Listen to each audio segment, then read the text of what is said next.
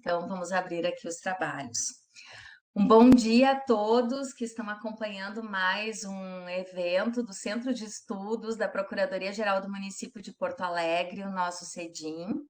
Eu sou Karen Prediger, coordenadora do Centro de Estudos, e hoje estamos com o Dr. Saul Torinho Leal, que vai nos brindar com o tema Jurisdição Constitucional no século XXI e sua busca por resiliência.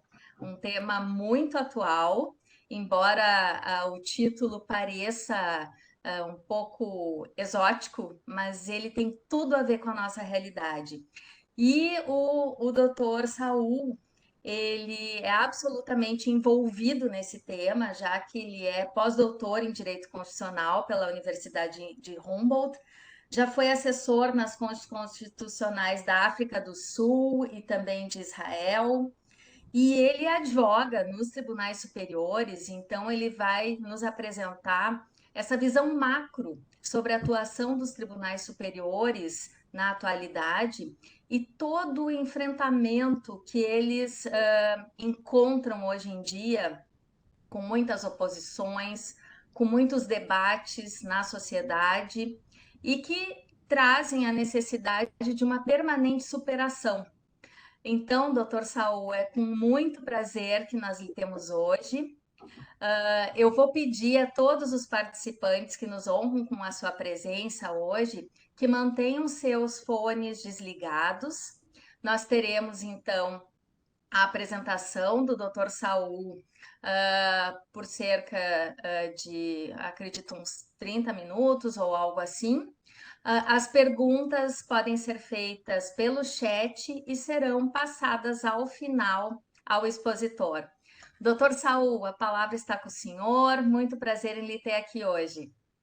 Muito obrigado, estimada Karen. É um prazer, um privilégio desfrutar da companhia de uma audiência tão ilustre nessa manhã de terça-feira, dividindo elementos de um tema que julgo essencial ao nosso tempo, não apenas pela experiência brasileira, mas por toda uma cena global que se desenha no que diz respeito à relação entre cortes supremas e as democracias representativas. Acho que é um tema relevante, é um tema importante, é um tema atual e que merece de nós a devida consideração e energia intelectual para enfrentá-lo. Eu inicio rememorando que a relação entre jurisdição constitucional e resiliência ela se inicia desde logo a sua origem. Todos nós aprendemos na faculdade, quando dedicados às aulas de direito constitucional, que em 1803, nos Estados Unidos, um precedente chamado Marbury versus Madison deu início à ideia de revisão judicial, jurisdição constitucional, possibilidade de um órgão de cúpula de um poder judiciário estruturado eleger a Constituição como norma das normas e tomando-a como parâmetro de controle declarar a inconstitucionalidade de leis ou atos normativos que com ela não guardem sintonia. Mas mesmo nesse longínquo Marbury versus Madison, nós já tínhamos, por trás do precedente, uma relação de tensão política, de confrontação entre poderes, de desafio contra a autoridade da decisão da Suprema Corte, que revelava que a ideia de resiliência da jurisdição constitucional é uma ideia que nasce com o nascimento da própria jurisdição constitucional.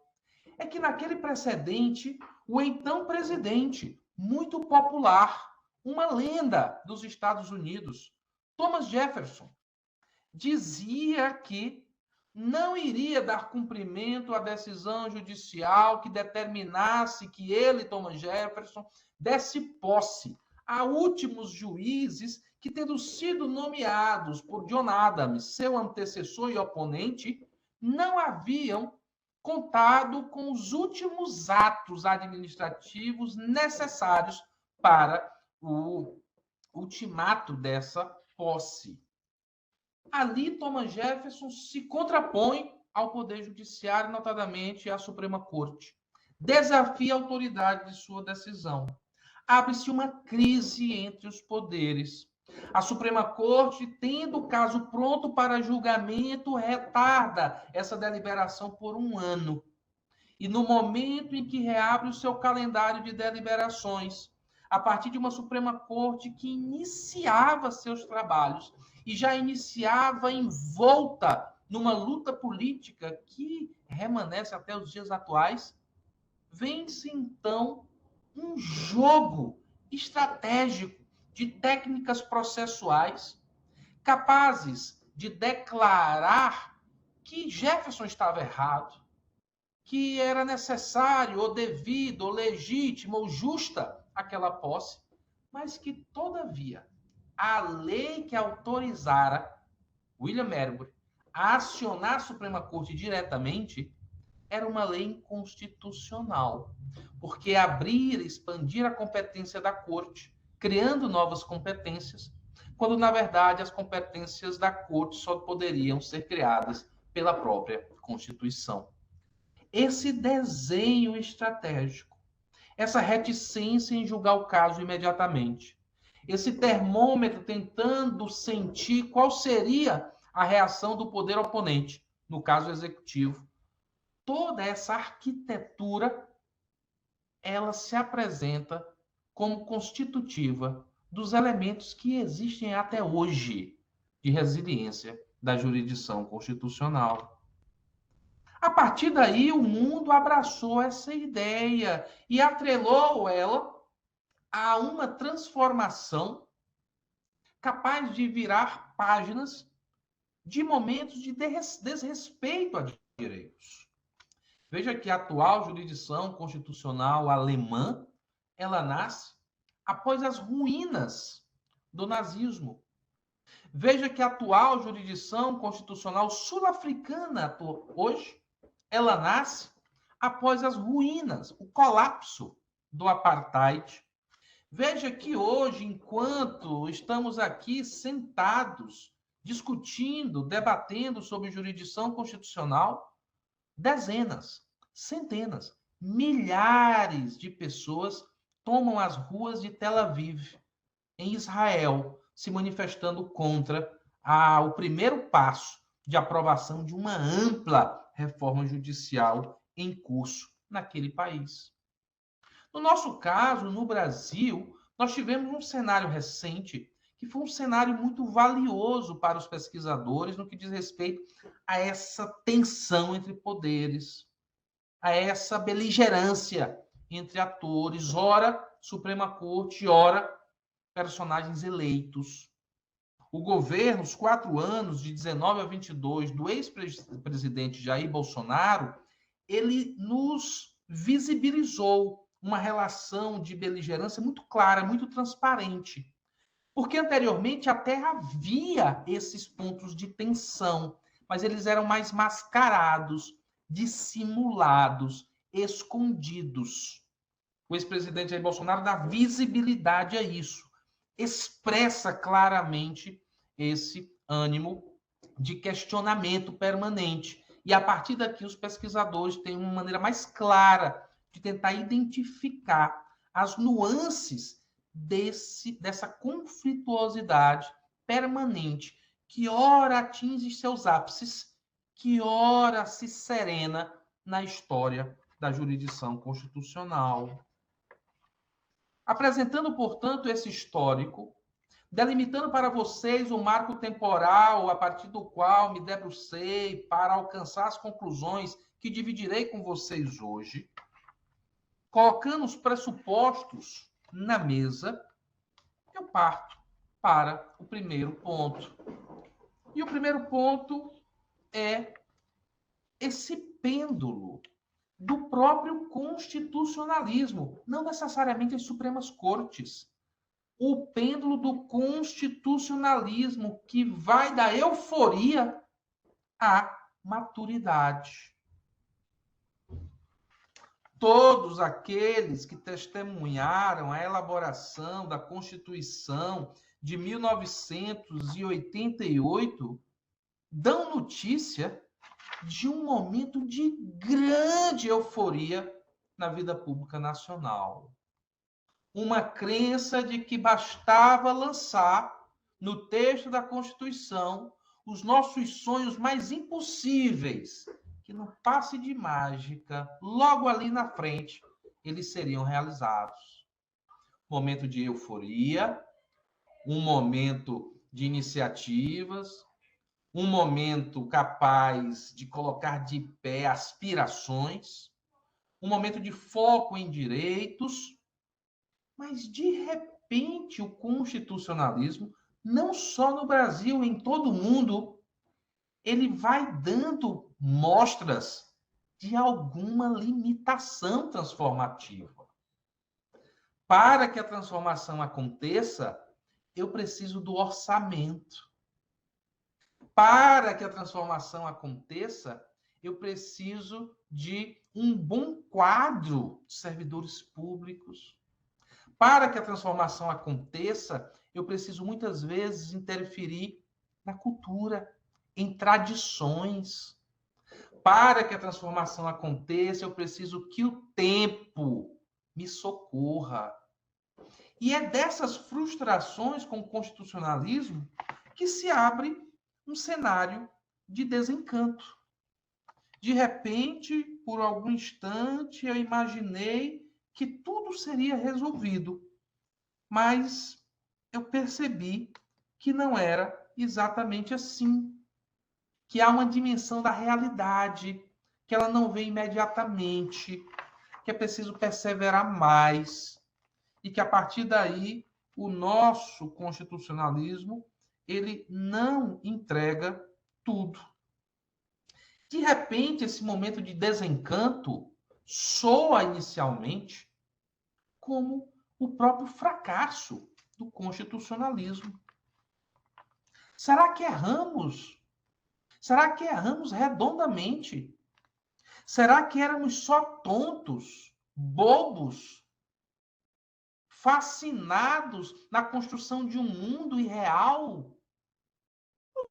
Somos cidadãos, cidadãs, pessoas comprometidas, pessoas de boa fé, pessoas que imaginam que com o engenho humano, com força de trabalho, com a ajuda das leis, sob a égide de uma boa Constituição, é possível sim melhorar as coisas. Por mais que se demore, por mais que seja desafiador.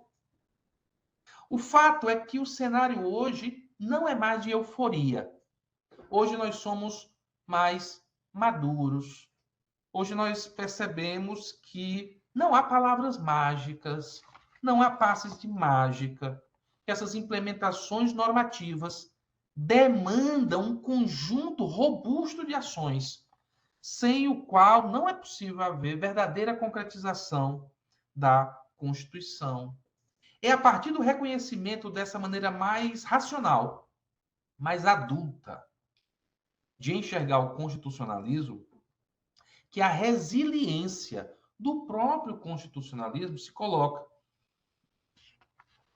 Porque nós percebemos que, nada obstante a viagem não seja fácil, nem gratuita, mas ela é possível. É possível que haja profundo desrespeito com o meio ambiente. E, de repente, eu traga uma Constituição que, para alguns, é chamada de Constituição Verde. E de que, a partir dessa Constituição Verde, haja uma mudança normativa que altere comportamentos, que dispare políticas públicas e que, numa janela de 30 anos depois, nós sejamos um país mais consciente quanto a esse bem da vida que pertence às futuras gerações. É possível que uma Constituição finque entre nós um dever, por exemplo, com a saúde, ou com o trabalhador, ou com a independência judiciária, ou com a qualificação dos quadros públicos, e que, de fato, com o passar do tempo, nós percebamos que melhoramos. Nós não éramos apenas tontos, bobos, utópicos. Nós tínhamos boa fé. Nós apostamos. Depois percebemos que não viria rápido e não viria fácil. Mas seria injusto dizer que não veio, dizer que não há conquistas, dizer que não melhoramos. A partir desse diagnóstico, a gente percebe que, na verdade, não basta inserir na norma, que é preciso haver políticas. Mas também percebemos que a norma, por si só, ela é insuficiente, porque para torná-la viva, nós precisamos interpretá-la. E interpretando-a, nós precisamos da autoridade para fazer valer aquela interpretação. Desloca-se aqui o ethos do constituinte. Nasce aqui o novo personagem, o hermeneuta, o intérprete. No caso brasileiro, o juiz, a juíza. E tratando-se de órgão de cúpula, os ministros e as ministras do Supremo Tribunal Federal. Isso foi percebido primeiro pela academia, que disse: não há norma que não seja norma jurídica interpretada. Quem interpreta em grau derradeiro, dando a última palavra? Um órgão de cúpula. No Brasil, o Supremo Tribunal Federal. Vem de lá, portanto, a concretização. É o tribunal que dá vida a essa norma, que realiza essa norma e o faz a partir da sua autoridade. Quando percebemos que a interpretação é que dava vida à norma, nós não fizemos isso sozinhos. A política também percebeu isso. A política também entendeu que não poderia, quando se sente confrontada ou quando está insatisfeita, fazer novas e novas e novas constituições. Veja o que aconteceu no Chile recentemente, onde um grupo de pessoas, e acredito que entusiasmados, acredito que cheios de euforia, acredito que de boa fé, colocam de pé aquilo que eles mesmos chamavam de texto perfeito, texto modelo, texto padrão, a Constituição mais moderna que fomos capazes de colocar de pé. E, na sequência, convidam o povo a ir às urnas dizer o que pensavam dessa Constituição. E o povo diz: eu não a quero. Veja quanto trabalho, olha a saia justa institucional. O que eu vou fazer com o trabalho dos constituintes agora? Como eu me saio desse embaraço? Ali foi um recado que nós já tínhamos aprendido. Não é só fazer a Constituição. Fazer constituições dá trabalho. Fazer constituições depende de janelas históricas. Fazer constituições reclama acordos políticos que nem sempre estão prontos, maduros o suficiente para serem colocados de pé. Por isso que a política, pelo menos no Brasil e em muitos lugares do mundo, deixou de lado novas constituições e focou a atenção para os tribunais. Porque se é por lá que a norma, que o texto vira norma, é lá que eu devo concentrar os meus esforços. Olha que diagnóstico fora feito nos Estados Unidos, onde o país que nos deu o nascimento dessa jurisdição constitucional a partir de Marbury versus Madison, um país que nos deu extraordinárias universidades. Nós consumimos os autores, nós falamos em pais fundadores, nós estudamos a aventura do Novo Mundo, nós consumimos suas palestras, seus artigos, suas conferências, suas maneiras de escrever, suas formas de pensar. E, de repente, vem um presidente eleito, democraticamente eleito, e diz: eu não preciso de nada disso. Eu só preciso de uma maioria na Suprema Corte. E com uma maioria, eu passarei a implementar as políticas que eu quiser. Todo esse restante é bobagem. Donald Trump indica os seus nomes, presidente eleito que era, nas vagas que a história lhe reservou. Na eleição seguinte, não se sai vitorioso, seu oponente é o eleito, mas com a mudança de coro da Suprema Corte, de repente, Roe versus Wade é derrubado, o caso do aborto. Mas nos disseram que não era assim, nos disseram que não bastava mexer na composição, que há precedentes, estado indeciso, segurança jurídica. E Trump disse, eu só preciso da maioria do tribunal. Tudo isso tem nos confrontado, nós estamos tentando entender. Nós estamos tentando saber se é só política ou se não. Há justiça, há o direito, o código é diferente, há parâmetros. Essas situações fazem com que a gente se abra para a experiência brasileira. Já disse que o meu recorte é um recorte do ex-presidente Bolsonaro, porque ficou muito fácil você identificar com um conjunto de iniciativas publicizadas e pelo ápice que gerou e que vivemos de confrontação, você ter elementos mais claros para você poder estudar, poder tentar parametrizar, conferir algum tipo de método. Mas o que fica claro dessa permanente insatisfação e de episódios que acontecem na Polônia, que aconteceram na Hungria, que podem acontecer em Israel, que podem acontecer no Brasil, o jogo não acabou. A insatisfação continua.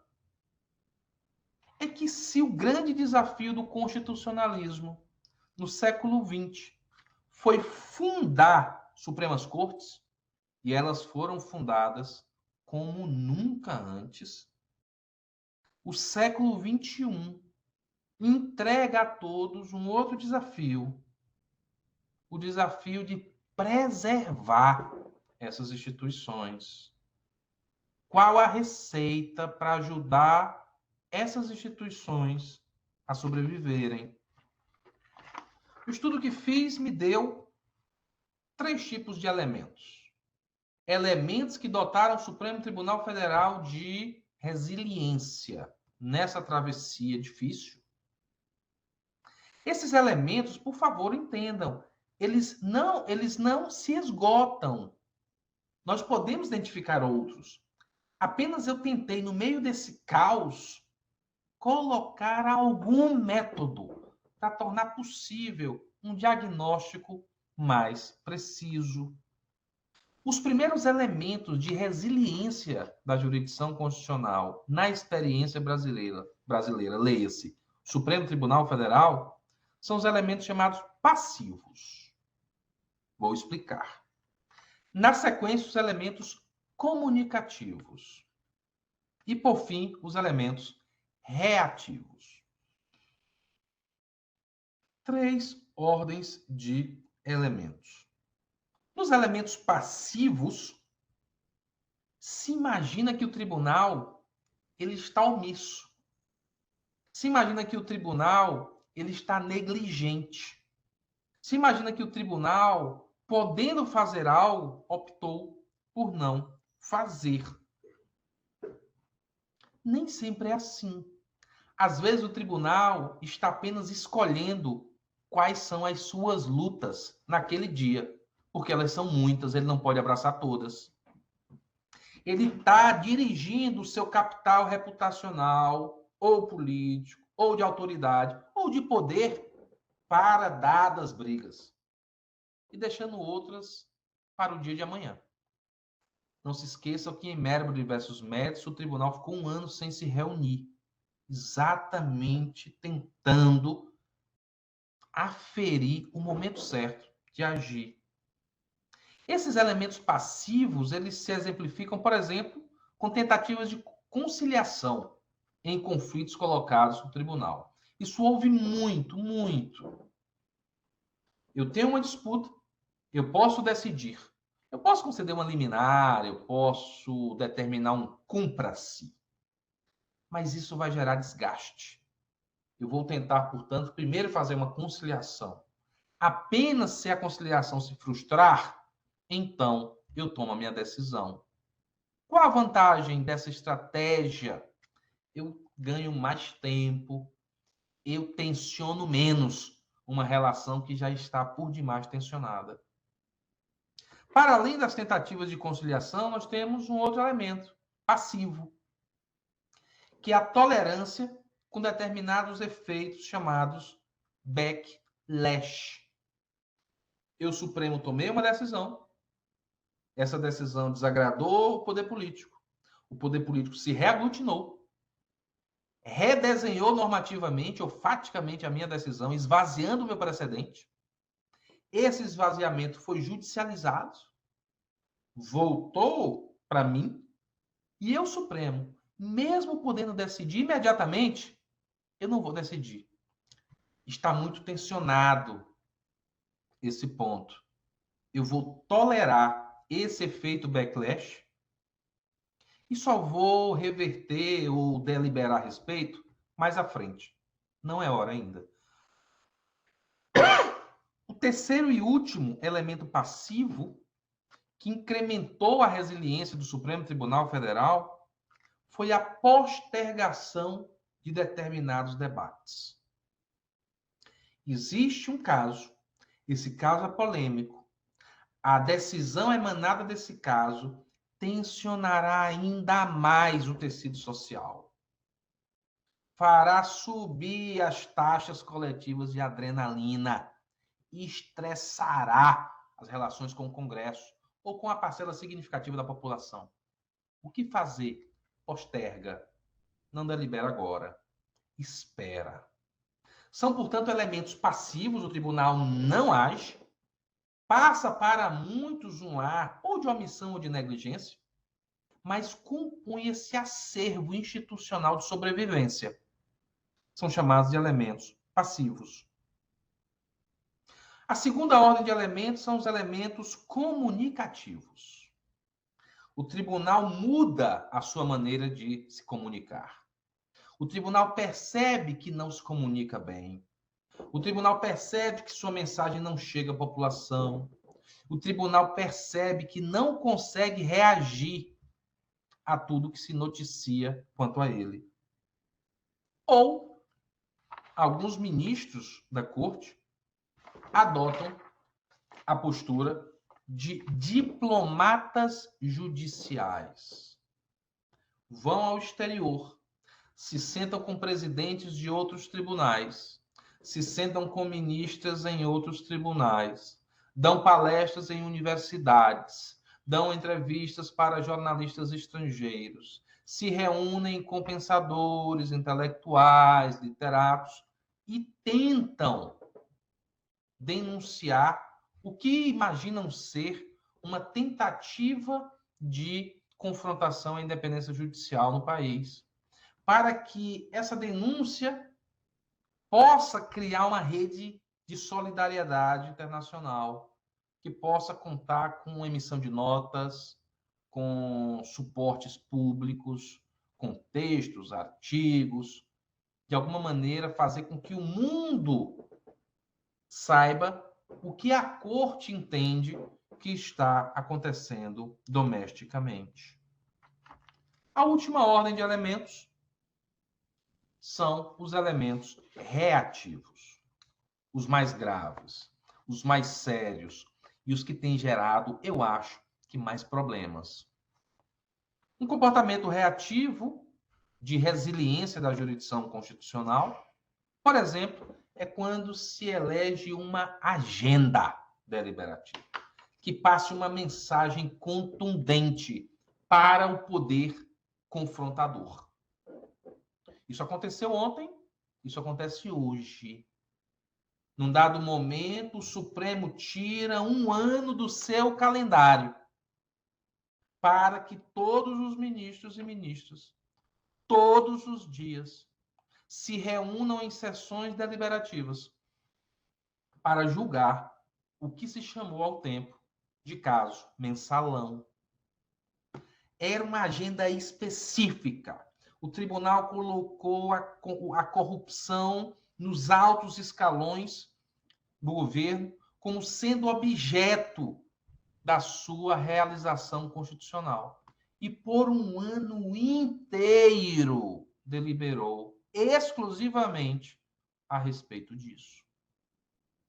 Mas recentemente mudou. Colocou a chamada pauta verde, um conjunto robusto de ações voltadas para a defesa do meio ambiente. E disse, senhor presidente, no que diz respeito a esse tema, nem um passo a mais. Há um comando 225 da Constituição que fez nascer entre nós o que chamamos de Constituição Verde. O meio ambiente é um bem da vida abraçado por nós. E o tribunal não vai mais negligenciar ou adotar qualquer estratégia que não seja simplesmente pautar os casos e julgar os casos. Essas agendas, elas acontecem em reação. Elas acontecem numa reafirmação de autoridade. O tribunal não está negociando, o tribunal não está fazendo estratégia, o tribunal está honrando a razão pela qual ele existe. Paute, decida, ainda que contra-majoritariamente. O último elemento reativo, e esse, sem dúvida, o mais problemático, é quando, na tentativa de se manter de pé, lutando pela sua sobrevivência, incrementando a sua resiliência, a Suprema Corte resgata ou até mesmo cria. Veja Marbury versus Madison. Até hoje a discussão se a Constituição dos Estados Unidos de fato dá expressamente autoridade para a Suprema Corte declarar leis inconstitucionais ou não, porque lá eles não têm o nosso artigo 97, que claramente autoriza o judiciário a declarar leis inconstitucionais. Mas a Suprema Corte criou essa competência interpretativamente, numa tentativa de sobreviver à confrontação de um presidente popular e que disse que não respeitaria qualquer decisão do tribunal, Thomas Jefferson ao tempo. No caso brasileiro, vem o resgate para alguns, ou a criação para outros, de uma competência que ou o tribunal não tem, ou caso tivesse, o tribunal não usava cotidianamente.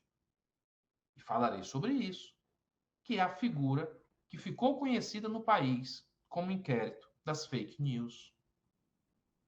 Veja que, portanto, nós temos elementos passivos, elementos comunicativos e elementos reativos, que juntos foram capazes de dar resiliência à jurisdição constitucional no Brasil.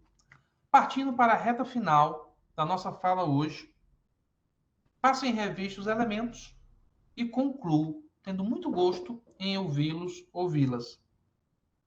Primeiro, no que diz respeito às tentativas prévias de conciliação com pessoas políticas, dentro de um elemento passivo da resiliência da jurisdição constitucional, nós temos a criação no Supremo de um centro de mediação e conciliação, vinculado à presidência, com servidores alocados, magistrados preparados, para dar suporte aos ministros e ministras que intentam fazer essas conciliações.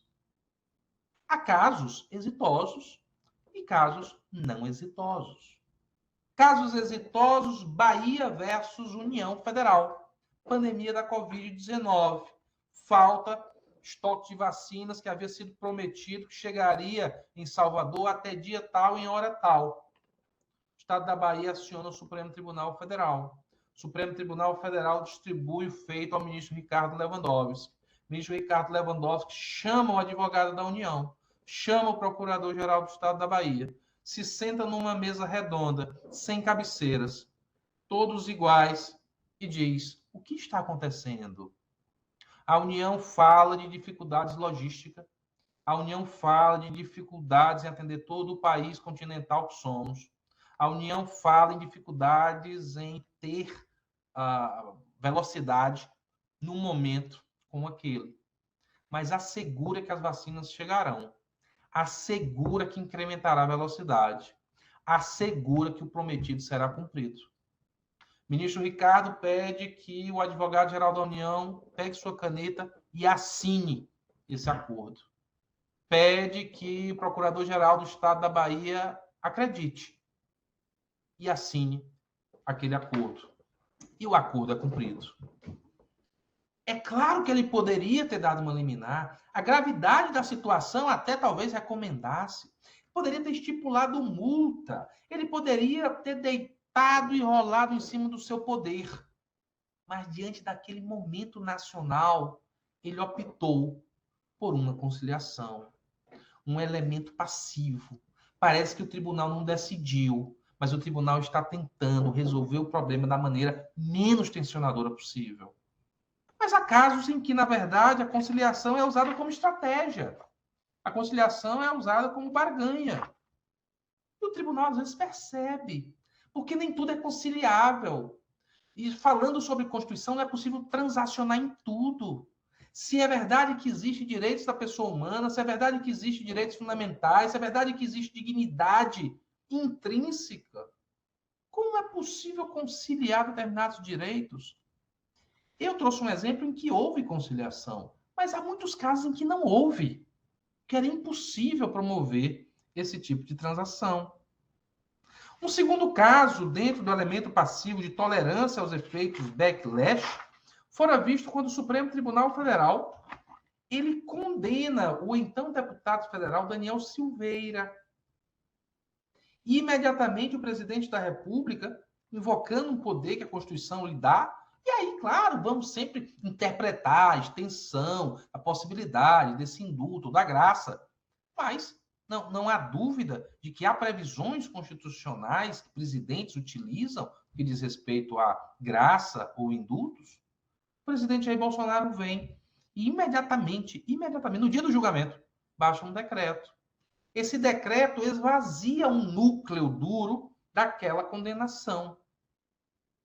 Judicializa-se o decreto. A situação volta para o Supremo. É distribuída à ministra Rosa Weber. A ministra Rosa Weber poderia dar uma liminar imediatamente suspendendo aquele decreto. Ela não faz. Ela mantém o decreto de pé, nega o pedido liminar, inicia a instrução do feito e só delibera a respeito anos depois. Veja que a tolerância com efeitos backlash, a tolerância com contra-ataques do universo da política, também constitui uma forma passiva de conferir resiliência à jurisdição constitucional. Por último, essa postergação de casos sensíveis. Veja que há 6 anos está no Supremo Tribunal, não é pouco tempo, há 6 anos está no Supremo Tribunal Federal a ação relativa ao aborto. O caso está instruído. A manifestação da Advocacia Geral da União, a manifestação da Procuradoria Geral da República, a manifestação dos amigos da Corte. Houve audiência pública e o caso não é julgado. Naquele momento, durante essa janela temporal objeto de estudo, ao final da audiência pública, a imprensa vai à ministra Rosa. Ministra, e o caso? Quando o caso será pautado? E ministra Rosa diz, o processo tem o seu tempo. Claramente nesse exercício de, naquele Brasil, dizer, eu não sei aonde eu posso estar suscitando mais tensionamentos, mais reações negativas contra o tribunal. Eu acho que não é o momento. É claro que aqui eu posso enxergar isso como uma estratégia sábia. Mas eu também posso enxergar isso como uma renúncia a um espírito de bravura que o tribunal precisa ter. Eu posso dizer, cada dia que a senhora segura esse processo sem pauta, há uma violação a direito. Cada dia que esse processo não é julgado, há uma renúncia a um elemento conhecido da jurisdição constitucional, que é a contramajoritariedade, fazer valer suas decisões em proteção a direitos fundamentais, ainda que a maioria da população não concorde com isso. há sempre maneiras distintas que um pensamento crítico de um espírito vivo avalia essas questões. Mas me parece que essa postergação de casos mais bombásticos em momentos de grande tensionamento é, de fato, um dos elementos de resiliência da jurisdição constitucional. Vou me permitir passar com brevidade nos elementos comunicativos. Já falamos que o tribunal mudou sua forma de se comunicar, abriu abas no seu site para lidar com desinformação, treinou servidores para que no trato com o jurisdicionado consigam reagir à desinformação. E, em paralelo, ministros passaram a dialogar mais com o universo internacional, numa tentativa de granjear solidariedade global contra os ricos que imaginavam estar sofrendo naquele período. Já passo direto para os elementos reativos. Primeiro eu disse, as agendas, a figura da pauta verde, você eleger um bem da vida constitucionalmente protegido, organizar um calendário de julgamentos focado naquele tema, para mostrar ao poder beligerante ou ao poder oponente que o conjunto de ações estatais relativo àquele bem da vida, que potencialmente o enfraquece, encontrará na Suprema Corte resposta imediata. O Supremo fez lá atrás isso, no caso Mensalão. O Supremo fez de novo isso, no caso da pauta verde. Para encerrar, o último elemento reativo, e que me parece demandar mais espírito crítico, muito complexo, é esse resgate ou criação de competências que ou não existiam simplesmente, ou até existiam, mas não eram utilizadas nos moldes que estão sendo utilizados atualmente, numa tentativa de reagir a ataques estruturados, organizados contra o tribunal ou seus membros. Em março de 19, o então presidente do Supremo, Dias Toffoli, traz um dispositivo do regimento interno, artigo 43, que dizia: quando houver um tipo de dano à sede do Supremo Tribunal Federal, é possível que seja aberto um inquérito para apurar o autor desse dano. Esse inquérito ele é aberto pelo presidente e não passa por livre distribuição. Ele precisa ser concluído e, uma vez concluído, passará a apurar, de fato, a responsabilidade, não mais no plano do inquérito, mas de uma denúncia formal, de eventuais implicados. Até ali, a ideia era se alguém tivesse no tribunal e rasgasse a poltrona do tribunal numa sessão, furtasse o notebook de alguém, um laptop, ou alguém que causou um dano a uma vidraça, ou coisas desse tipo. A competência tinha sido pensada para situações físicas, me parece. De repente, o ministro Dias Toffoli, ele traz um outro elemento, um elemento para o qual nós ainda não tínhamos nos atentado. Ele diz: pode até esse artigo do regimento ter sido pensado nessa dimensão física, mas hoje há ataques com consequências físicas que são virtuais, que são digitais. O e-mail que chega ao meu gabinete dizendo que eu serei morto, ele é digital, com implicações físicas. A ameaça a bombas, a carta que diz que naquela sessão se explodirá o plenário do Supremo. Tudo isso pode não ter essa dimensão imediatamente física, pode chegar ao tribunal pela via digital, mas deve ser contemplado pelo artigo 43 do Regimento Interno do Supremo. Abre, então, um inquérito e, com base no dispositivo, distribui ao ministro Alexandre. Até aí, e preciso ser honesto intelectualmente com vocês, até aí eu vou. Porque eu faço isso na minha advocacia. Nós temos uma situação claramente regrada, nós temos uma nova situação que não é perfeitamente regrada, mas eu transplanto o tratamento normativo numa tentativa de dar uma roupagem jurídica a uma situação que é diferente, ou nova, ou não pensada.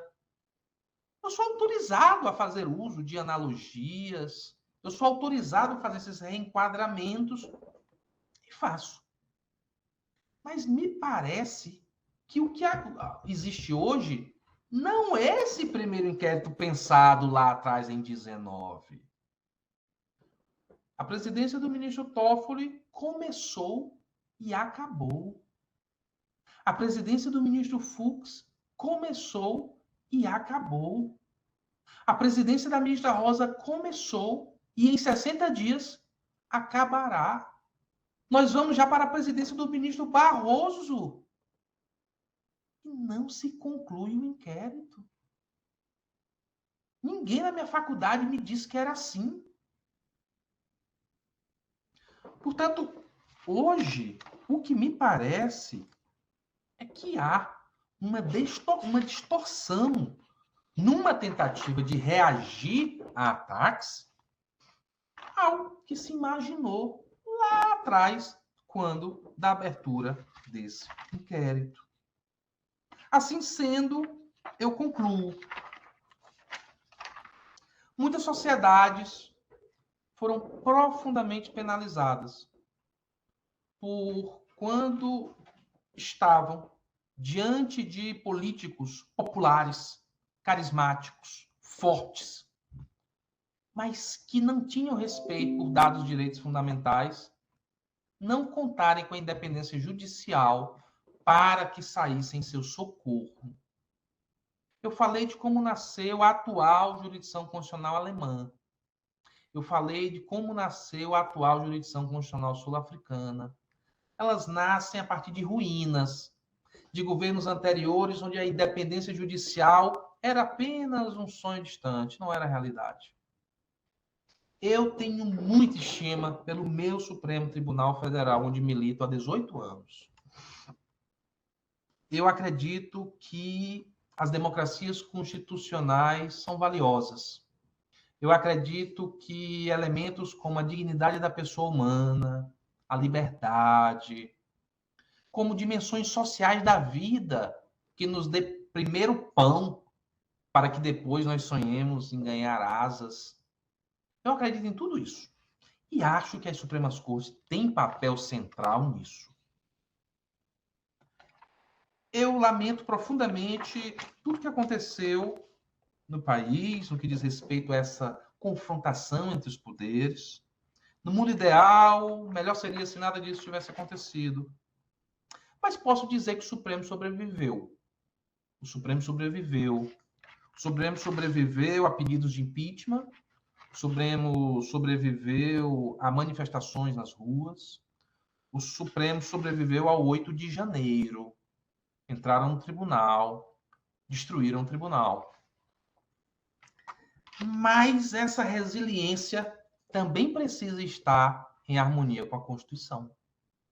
E cabe a nós, até em socorro da instituição, podermos avaliar esses múltiplos elementos de resiliência e, com espírito crítico, com compromisso com o país, dizer: aqui me parece que tem ônus e bônus. Aqui me parece que tem ônus e bônus. Se eu tenho um tribunal que eventualmente age estrategicamente, não pauta um caso ou tolera a reversão do seu precedente, por um lado eu posso dizer, age com sabedoria, diminui a tensão. Por outro lado, eu posso concluir, abrir mão da sua bravura, abrir mão da sua independência. Se eu tenho um inquérito que é aberto com base no regimento, eu posso dizer, é dever do tribunal. O tribunal precisa ter um direito a uma legítima defesa. Mas eu também preciso entender que Hannah Arendt, e olha que Hannah sabia das coisas, ela tem razão quando disse, na sua obra sobre as revoluções, as Supremas Cortes nasceram para implementar suas decisões graças à sua autoridade. A autoridade é diferente de poder.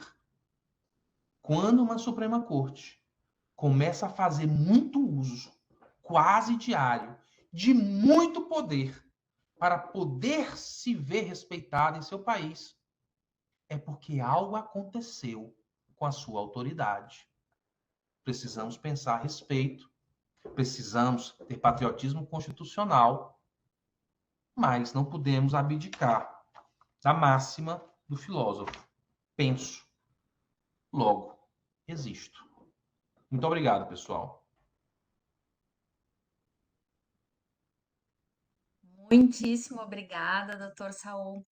Realmente, assim, superou qualquer expectativa que eu pudesse ter e veio muito ao encontro ah, ah, daquilo que se espera de alguém que respira Tribunal Constitucional, de alguém que vive muito de perto do Supremo, porque eu acredito, e aqui estamos diante de vários, inúmeros jovens profissionais, né, os nossos residentes, muitos servidores que estão aqui hoje, nós não temos essa ideia tão próxima do que são esses comportamentos do Supremo Tribunal Federal quando aguardam julgamento, retiram de pauta, fazem sucessivas reuniões. Muitas vezes isso é realmente mal interpretado pela sociedade. Assim como a sociedade nem sempre consegue entender o que os nossos ministros muitas vezes fazem ao visitar outras instituições em outros países, dar aulas em outros países. Muitas vezes isso parece que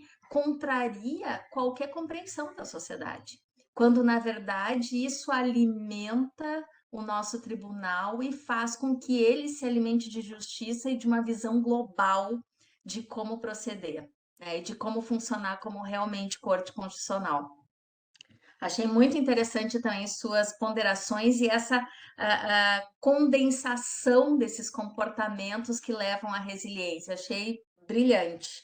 Muito obrigada. Eu tenho várias considerações aqui, mas de início, eu vou prestigiar primeiro os nossos residentes, portanto, então, os nossos jovens profissionais que têm algumas perguntas. Eu vou começar com a pergunta do Rodrigo da Silveira, que ele diz o seguinte: Bom dia, doutor Saul. Neste tema de controle constitucional pela autoridade judicial, bem como sua relação com Israel, gostaria que comentasse sobre o atual momento político por eles enfrentado, justamente a necessidade de mecanismos de resiliência por parte do judiciário diante da reforma judicial, entre aspas, de Netanyahu, um ataque estruturado e que talvez necessite de uma imediata reação.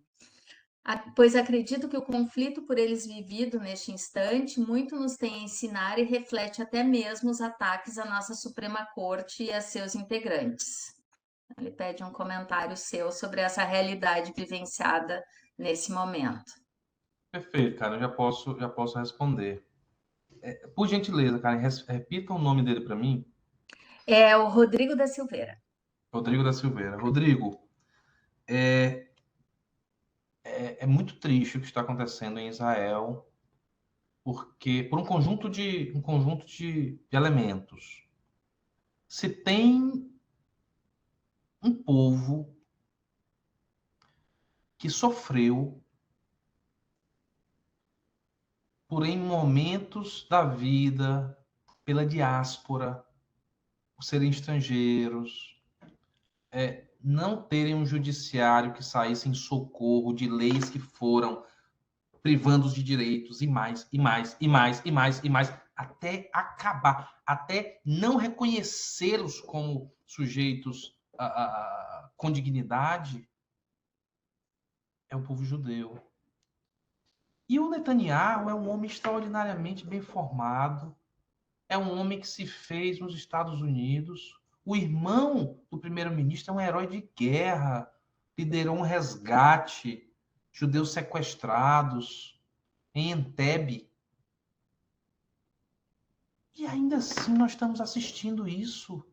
Uma reforma judicial que claramente acaba com a independência judicial. Porque, veja, eu posso ter um modelo de reversão de dados precedentes emanados da Suprema Corte.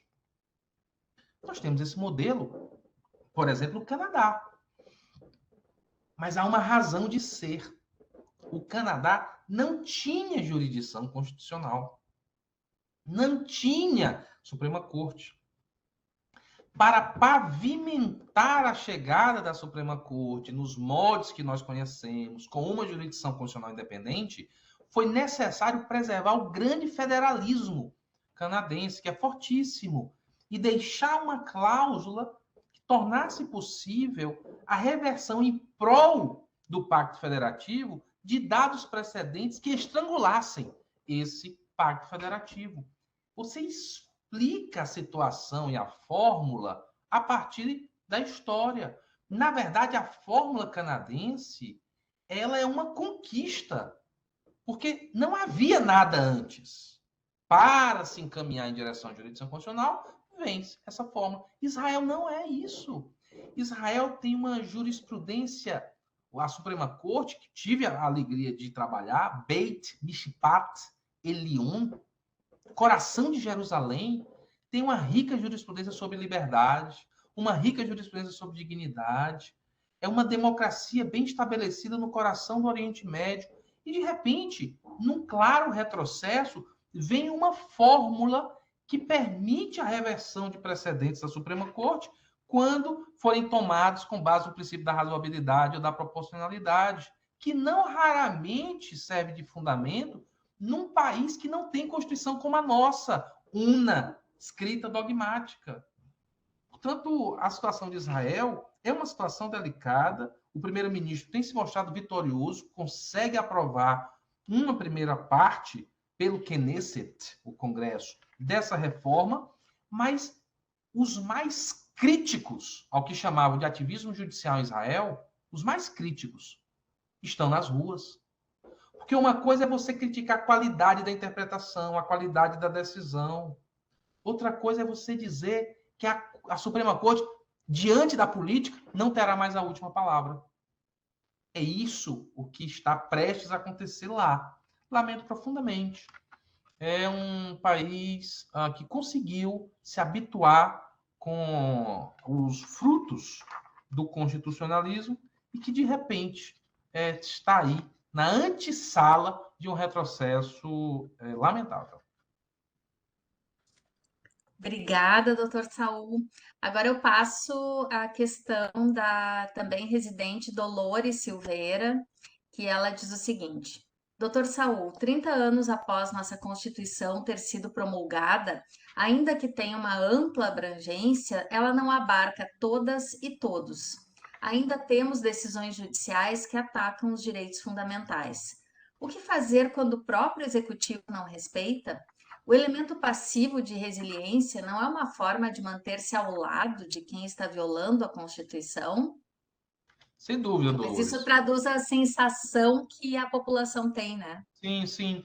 E passa-se de fato isso. E tive a oportunidade de destacar: olha, eu posso ser passivo em alguns momentos, limite, eu posso escolher as batalhas quando estou em crises extremas, mas se eu renuncio muito, se eu cedo demais, eu abdico da razão de ser do próprio Poder Judiciário, que é corrigir o Poder Executivo, que é corrigir o Poder Legislativo quando fulmina uma lei ou constrange sua interpretação, que é determinar que determinadas escolhas oriundas da Constituição Federal, que não é uma carta de aconselhamento, a Constituição é um documento jurídico. Claro que tem que gerar efeitos.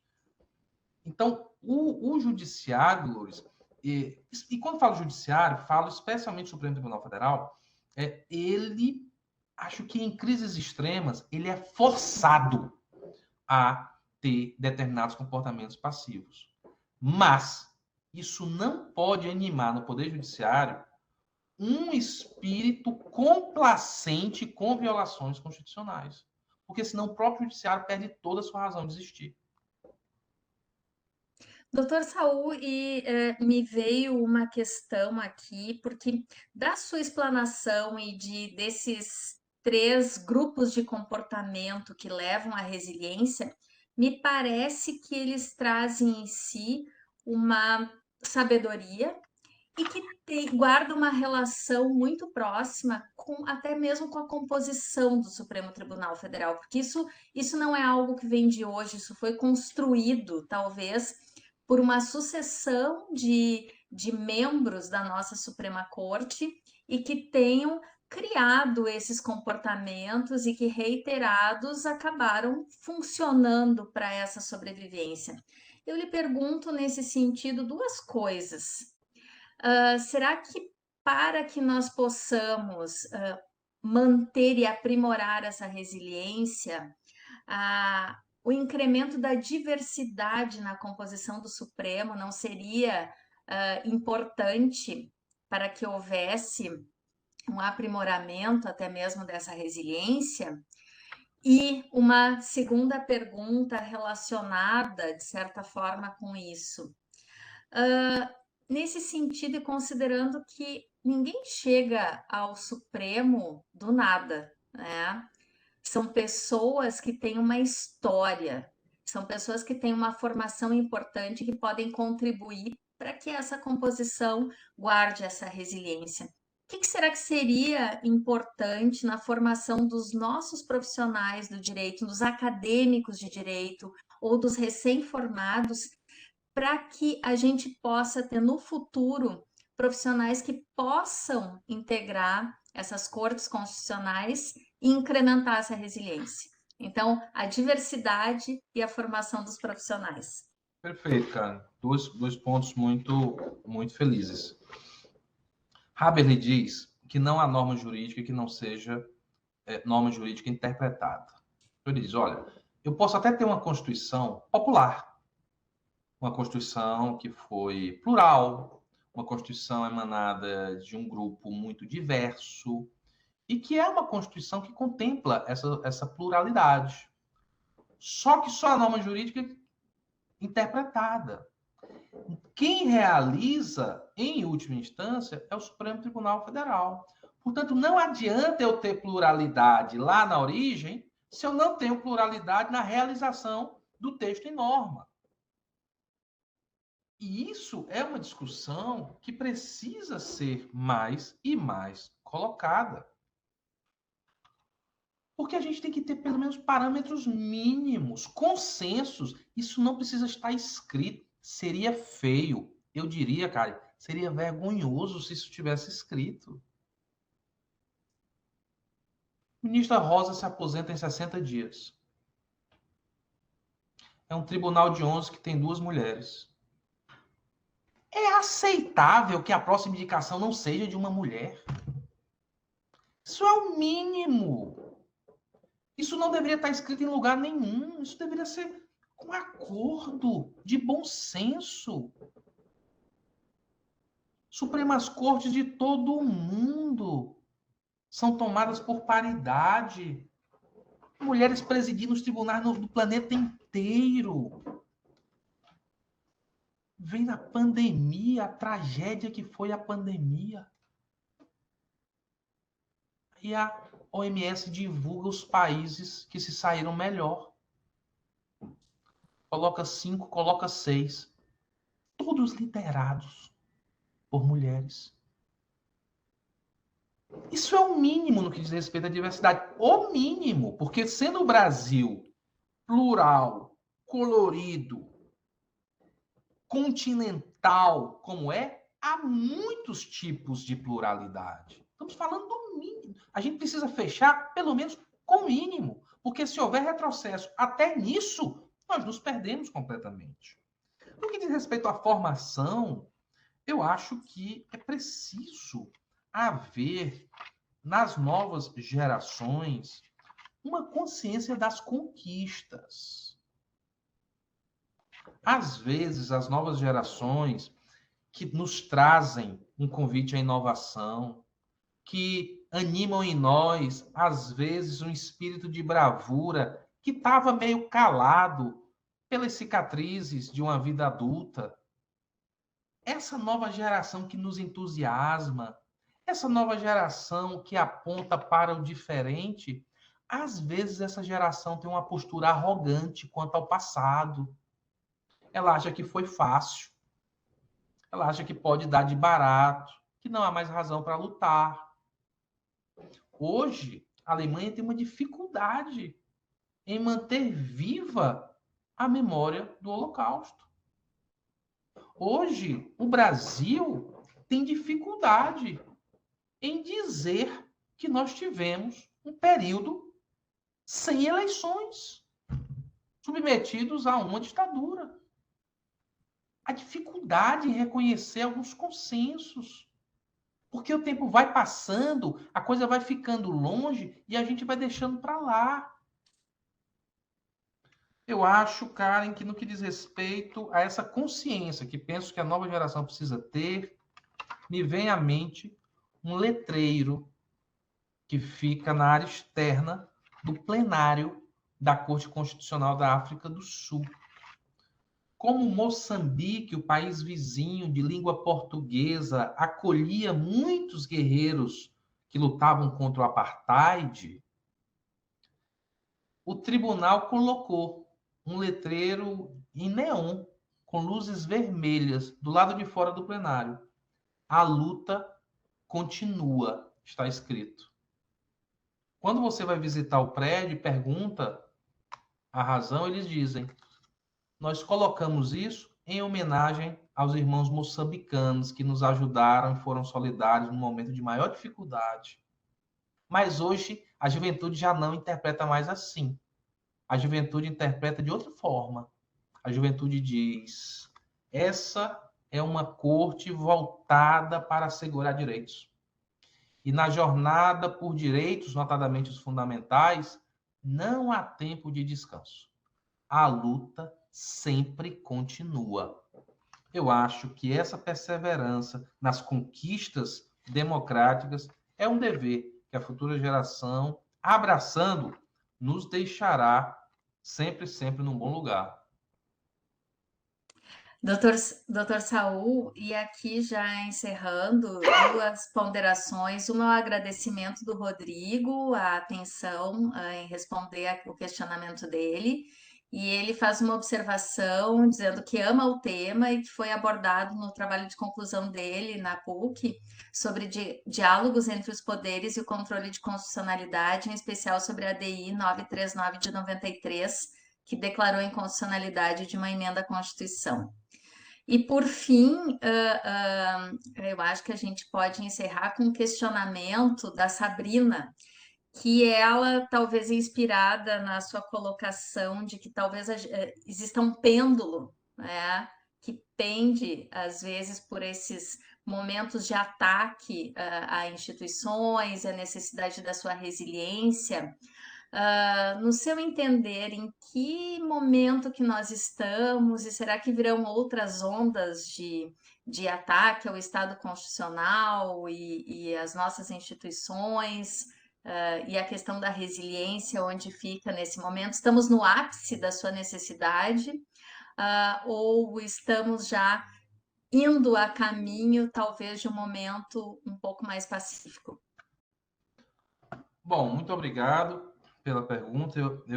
Antes de respondê-la, apenas digo ao Rodrigo que uma das questões de Israel, Rodrigo, que agora se coloca com a aprovação dessa primeira parte da reforma, é: tendo a Suprema Corte de Israel enxergado determinadas leis, eles não têm uma Constituição como a nossa, enxergado determinadas leis básicas como leis materialmente constitucionais e, portanto, dotadas de parâmetros de controle para declarar a inconstitucionalidade de outras leis ou atos normativos. Tendo o Knesset reformado as competências da Suprema Corte por meio de uma lei básica que equivaleria a uma emenda constitucional, pode a Suprema Corte simplesmente declarar a inconstitucionalidade dessa emenda e garantir a sua própria sobrevivência? Cenas do próximo capítulo.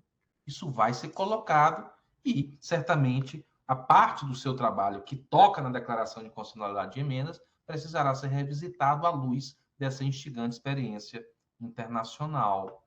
No que diz respeito ao derradeiro questionamento, eu acho que muito disso é saudável, não tudo, mas muito é saudável. Eu acho saudável que haja poderes que se colocam em contraponto, por exemplo, a uma Suprema Corte. Eu acho saudável quando o presidente do Congresso Nacional, ou mesmo o presidente da República, se queixa de uma invasão de competência e recorre de uma dada decisão.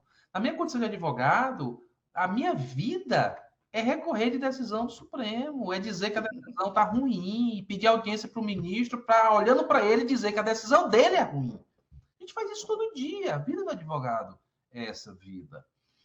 Portanto, você ter uma relação de independência entre os poderes é muito saudável para o país. Eu não acho que o poder legislativo e executivo devam ter medo da Suprema Corte. Não acho saudável.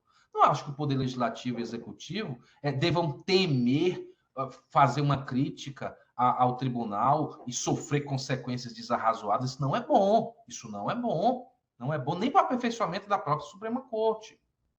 Todavia, movimentos organizados, não raramente financiados, para desestabilizar democracias a partir da independência judicial, isso é péssimo para todos nós, principalmente para nós brasileiros. Nós nos habituamos, integra a nossa cultura contemporânea a crença de que, em último caso de uma injustiça que seja cometida contra nós, haverá o judiciário a nos socorrer. O próprio Poder Executivo, que às vezes se torna beligerante contra o Judiciário, ou mesmo o Supremo, ele é um dos maiores litigantes. Ele tira proveito desse judiciário que ele ataca. Ele tira proveito desse judiciário que ele agride, que ele quer fechar, que ele diz que não respeitará a autoridade de uma decisão. Isso é um jogo. Isso é perigoso. Há um ditado africano, Karen, que diz: quando os elefantes brigam, a relva é que sofre. Portanto, eu quero poderes independentes. Não quero poder executivo amigo demais do judiciário, decisões ensaiadas. De jeito nenhum, de jeito nenhum. Todos os três poderes altivos, todos os três poderes cientes de suas missões.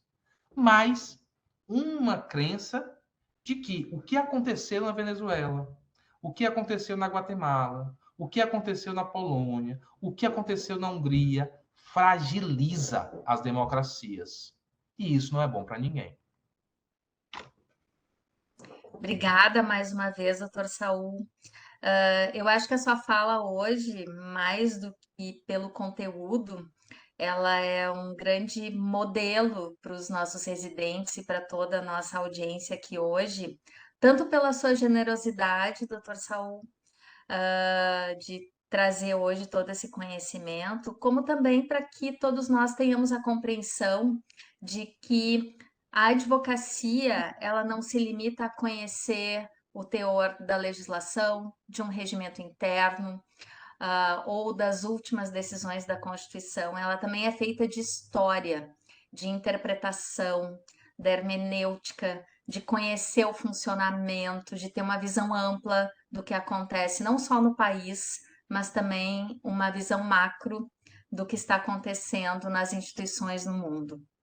Então, com isso, eu só tenho a agradecer a sua participação, dizer que o senhor é permanente convidado quando quiser trocar experiências conosco e desejar um bom dia a todos, que com certeza o dia ficou muito mais agradável depois da sua fala.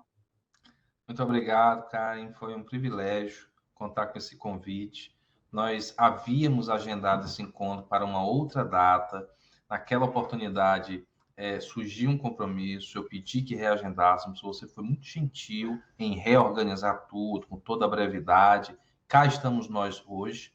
Eu achei os questionamentos que foram feitos, questionamentos muito pertinentes, questionamentos diretamente ligados ao tema. Me pareceu, portanto, um grupo muito bem formado, um grupo muito bem colocado, e para quem fala, para quem monta uma palestra, é sempre um prazer quando você encerra, vir do lado de lá essa mente efervescente, essa vontade, curiosidade intelectual, esse desejo por aperfeiçoar o pensamento você disse que foi muito bom para vocês estar comigo hoje. Por favor, saiba mesmo, de verdade, que foi muito bom para mim estar na companhia de vocês. Obrigada, obrigada a todos pela presença. Mais uma vez eu alerto a todos que o certificado ele é encaminhado daqui a algum tempo, cerca de 10 dias úteis. Obrigada a vocês todos e em breve teremos essa palestra reproduzida no YouTube da PGM. Muito obrigada a todos. Até logo.